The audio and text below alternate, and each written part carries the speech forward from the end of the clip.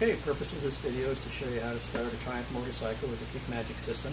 First thing we're going to do is show you that the bike's cold. It hasn't been run at all today.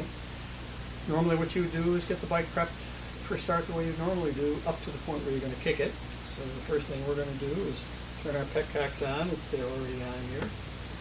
Typically we'll tickle the carburetors. So give it a little bit of gas, maybe half choke.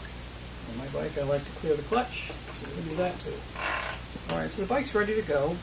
You would normally find the top dead center. You want to push on the kickstart lever. And now here's where KickMagic comes in.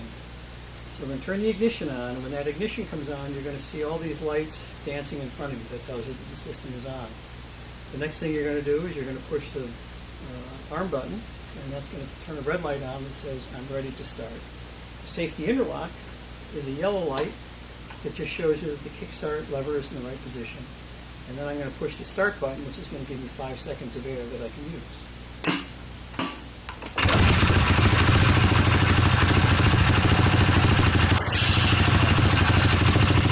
So you'll notice that the kickstart lever comes back automatically, but you'll also notice that the kickstart lever stays in the down position for 5 seconds. And the reason for that is you want to prevent any kickback threat.